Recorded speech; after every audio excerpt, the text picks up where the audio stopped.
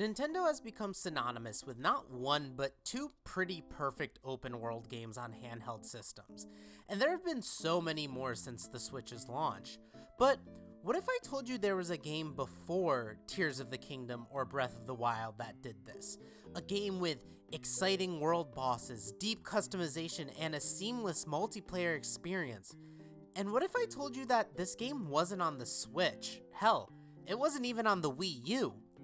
This game was on the 3DS. Fantasy Life is an open-world RPG and life simulator released in 2012 in Japan and 2014 in America for the Nintendo 3DS.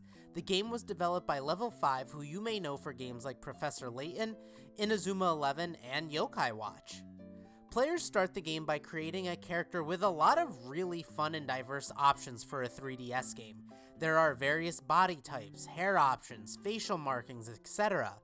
It might not be the craziest thing, but it's wild to see this on a 3DS game in 2014 give its player this many options, especially when it comes to body types and skin tones. Meanwhile, in New Leaf, in order to change your skin tone, you needed to, stand out in the sun on Tortimer's Island for 15 minutes a day.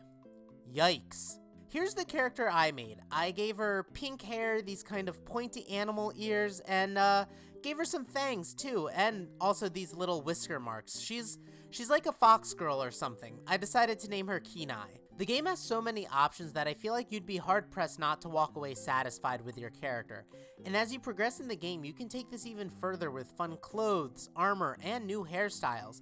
There are some clothes that are locked behind outdated gender barriers, but at least most of the clothes that fall under that have both a female and male equivalents, so you should be able to find a way around that. Honestly, this is probably one of my favorite character creators ever in a game. The game then sees the player start by selecting one of 12 lives that range from typical RPG fare like Paladin, Mercenary, Hunter, or Magician, to more cozy life sim jobs like Woodcutter, Cook, Angler, or in the case of my playthrough for this video, Tailor.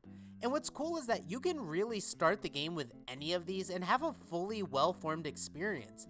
Each life has its own master that trains the player character, its own story and well-thought-out skills and abilities. Don't like the life that you started out with or just feel like being a jack of all trades?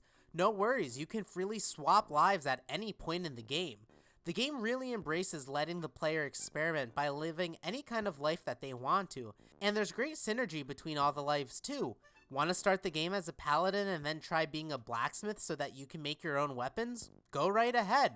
In fact, halfway through this playthrough, I decided that I didn't want to be a tailor anymore and just switched over to wizard, and the game just let me do that. You progress through your life by earning stars, which you obtain by doing quests for your life master.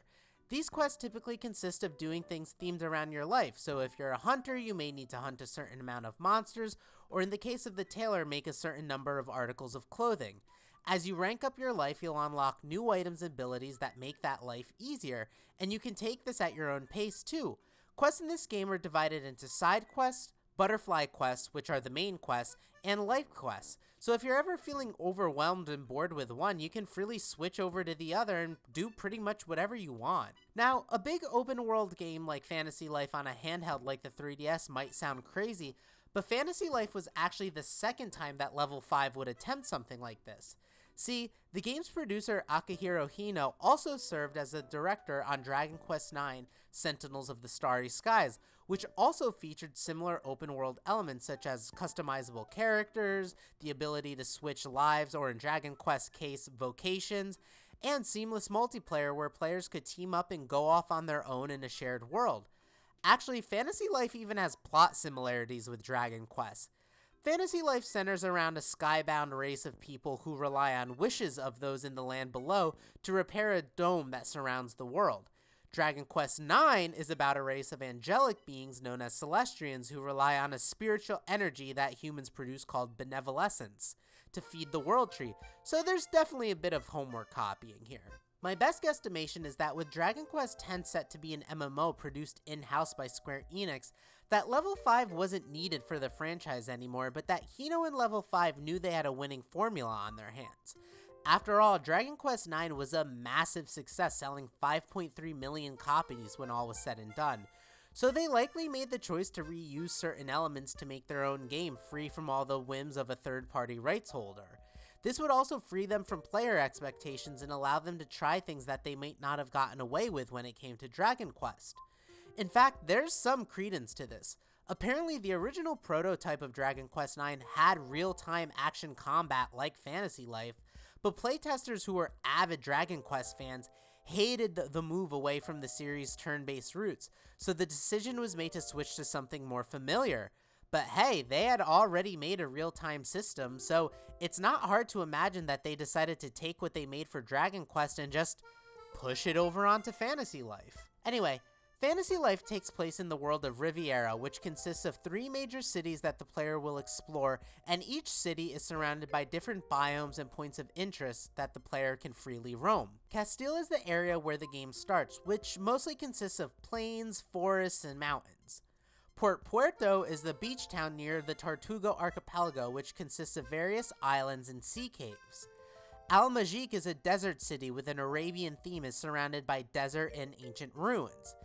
Technically, there is a 4th area, but I don't want to spoil that one for anyone that might be inspired to check the game out after watching this. Each city has its own distinct culture and NPCs that really help make each one feel really unique and fun.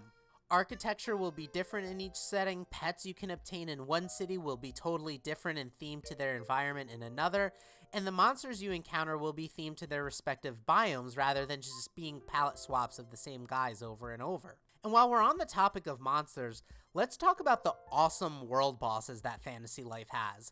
While you're wandering around the world of Riviera, you may come across lots of enemies, and they're all great. Seriously, the creature design in this game is amazing. But every now and then you'll come across a big guy who you can tell means business. A lot of these are optional side bosses that you can choose to fight, and they make up some of the hardest fights in the game. Some of my favorites include the Pump King, Hell Gigante, the Lord of Death, and my personal sweet baby boy that I love with all of my heart, the Nap Dragon. Along with being a big boss, he's sort of the game's mascot and also a sweet angel baby who I love so much. Does it make it sort of awkward that you can hunt him when there's a side quest about saving him and how he's not actually all that violent? Yeah, but that's besides the point right now. Want a break from fighting massive monsters and exploring caves and mountains? Why not get into real estate? The game features houses in all of the cities that you can buy, decorate, and call your own. These houses then become fast travel points or spots where you can save the game and regain your HP, or just a place where you can take a break and relax with your furry or feathered friends because yes, in addition to party members you gain access to throughout the story, you can also have pets, including your own horse. I spent my very early bliss points unlocking pets, and now my inventory bag is very small. I think what I love most about Fantasy Life is just how much freedom it affords the player. Besides needing to do some story stuff to unlock certain areas, the game isn't worried about making sure that you follow some golden path to completion. It's content to just let you live the life you want to live. There's a certain confidence in its game design that, to be quite frank, I feel like is missing from even big AAA games nowadays. It trusts its world enough to let you loosen it and have fun despite whatever you may run into, or if you choose to, say, be an angler over a paladin. For me, Fantasy Life was an escape. One of those games that came out at a perfect point in one's life. It came out during a crazy, chaotic time in mine, which turns out is exactly when I needed it. I had just finished school, I was working 2 jobs plus freelance just to get by, I was dealing with what I thought was the worst breakup of my life at that point, and worst off, I was coming to terms with the fact that a really formative time in mine and my friends' lives was coming to an end. During all that madness, Fantasy Life gave me some semblance of control that I could cling to.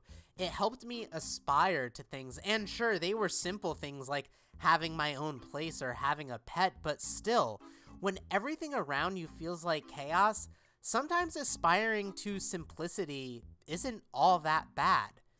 And when I wanted more than simplicity, I had a grand quest I could go on where I got to fight dragons, zombie pirates, and, carrots. I could even bring my friends in on it too. Some of my best gaming memories are all of us huddled in someone's living room playing the seamless multiplayer together. Sometimes we'd party up to fight a tough boss or explore some caves, And other times we just wander around in separate corners of the map, taking solace in the fact that a buddy was at our beck and call if we needed to get out of a tough situation.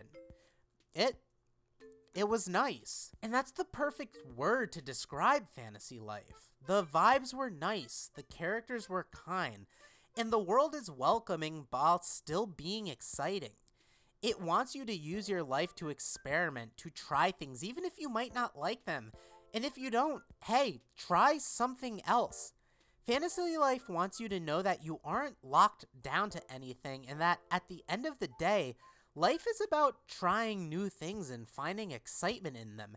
And sure, there were open world games before Fantasy Life and obviously after Fantasy Life, but I don't think any of them quite made use of their world, story, and characters in such a thematically pleasing way until Fantasy Life. And all that was packed onto this tiny little cart on this tiny little system. A little package with really big things to say. I'm at another chaotic point in my life. I'm between jobs, I'm helping to run 2 YouTube channels, and the world is just generally pretty terrifying right now. And honestly, in the midst of all this, Fantasy Life was the game that I wanted to reach for the most, and I'm happy to report that it's still as joyous as it was when it came out back in 2014. Things may be scary, but I still control this life, and I can still aspire to more. Sadly, it seems that the rest of the world didn't quite have the same connection to the game that I did. While the game was a hit in Japan, its total life sales ended up rounding out to about 1.11 million units worldwide. Fans waited for years on word of a sequel, and then when we did get one, it was a mobile game that was never released outside of Japan. This would eventually be followed up with Level 5 shuttering many of its satellite studios, with the exception of its main one in Japan due to expanding too quickly and low sales. It really seemed like Fantasy Life was doomed to be something that me and like 5 other people remembered. But, hope is not lost. In a February 2023 Nintendo Direct, a brand new Fantasy Life game called Fantasy Life I, The Girl Who Steals Time was announced. Now, the game has faced a few delays and setbacks, but at the time of making this video, it seems to be on track for an April 2025 release. Hi there, this is Future Kappa interjecting real quick. The game was delayed again, but only by a month, so it's coming out May 2025 now. Now, I do have some reservations about this game. For one thing, the new game seems to be leaning into the survival genre more. It seems like you'll be fixing up an island and crafting your environment rather than just existing in an established world. And as someone who loved Riviera in the first game because of how much personality it and its various cultures had, that's something that concerns me. But even then, I'm still incredibly excited to see what a modern fantasy life looks like. And with the world being thrown into chaos, maybe now's the best time for it. Fantasy Life may be obscure and maybe even forgotten, but when I think about games that I don't just love to play, but that I would argue are important to gaming and its legacy, I honestly think more and more Fantasy Life deserves to be in that conversation. It's a game about being your best self and bringing people together.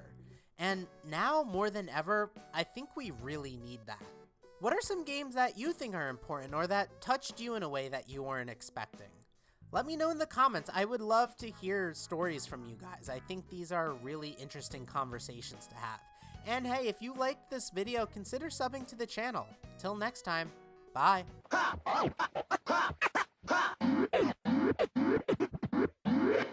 Wait, where the hell is my 3DS? I know I put it here somewhere. Oh, man.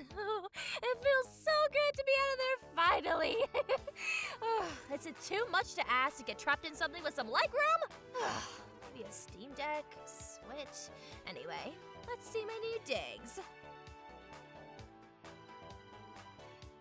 Oh, man.